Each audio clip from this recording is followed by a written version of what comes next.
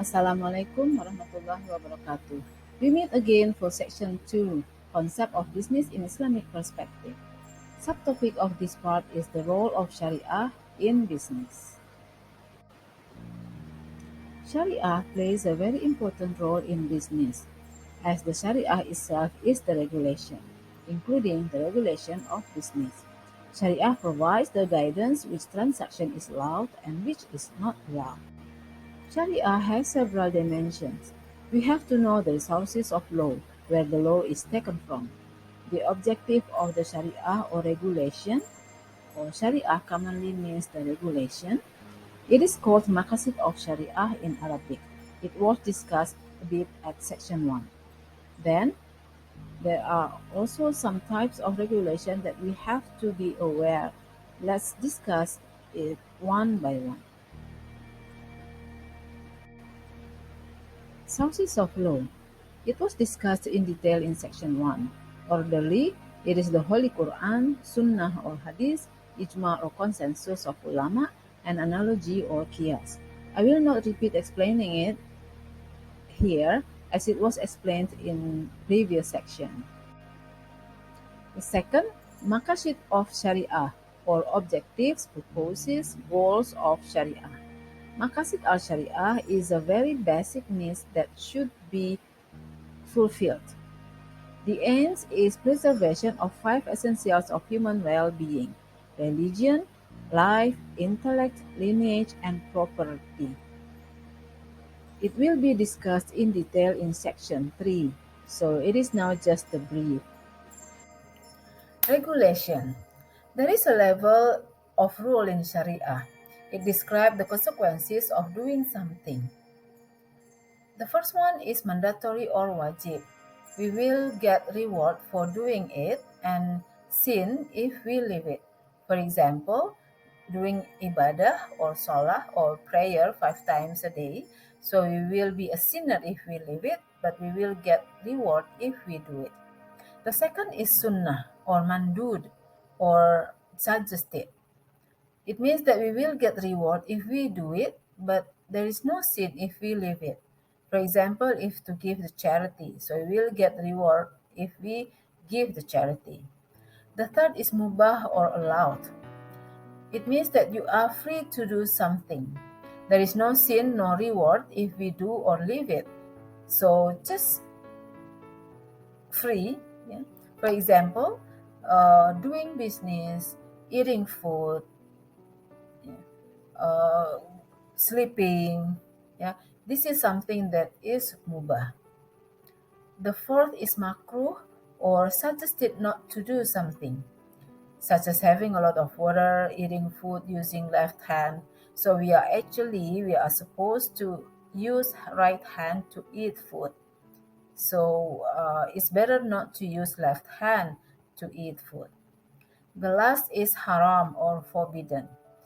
Forbidden is something that brings about sin if we do it and reward if we leave it, such as eating pork or charge interest for a loan. So what is the main difference between the Islamic concept of business and common or conventional business? The answer is about the concept of maslahah, or the contribution of an entity to the social welfare or social and interest.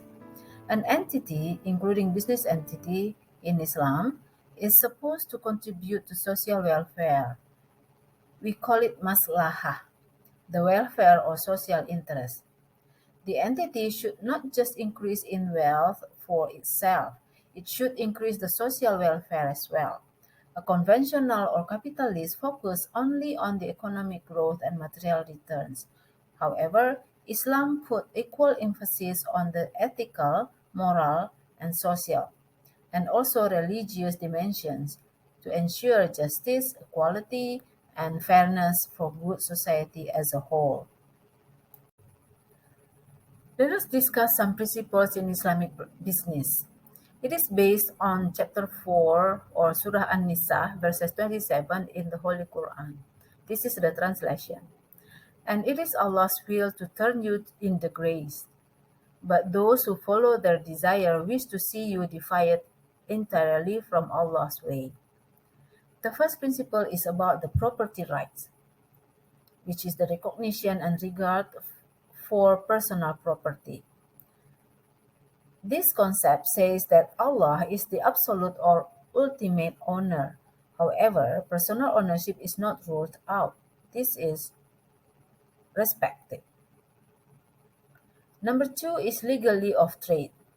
Quran envisages complete freedom of trade internally or externally.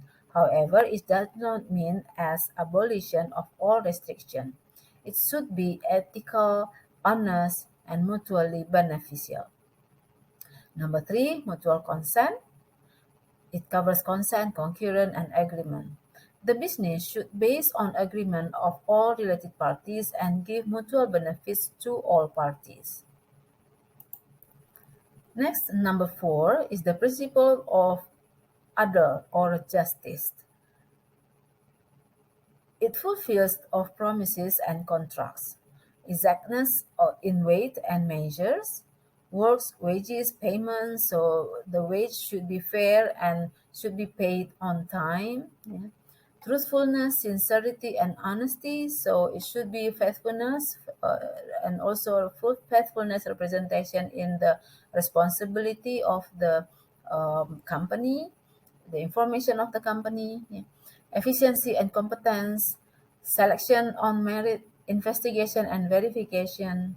So adil in Islam actually covers three things: justice, equilibrium, and equity. So it's not just justice itself. Next is safeguard or safeguarding asset. It covers writing of a contract, witnesses, rahan or warranty, and individual responsibility. The last one is manners. It covers the politeness, forgiveness, compensation, removal of hardship, providing helps, consideration of others, needs and interests. For example, is forgive of the um, mistakes that somebody else are doing to us, forgive the supplier maybe or the customer that brings something that we are not really okay with that, or if they um, ask some extension of time, so we will give them additional time uh, to pay their receivables, for example. I hope it is beneficial for you to know the principles of business in Islamic perspective. Thank you for your attention. So be good. Assalamualaikum warahmatullahi wabarakatuh. Bye bye.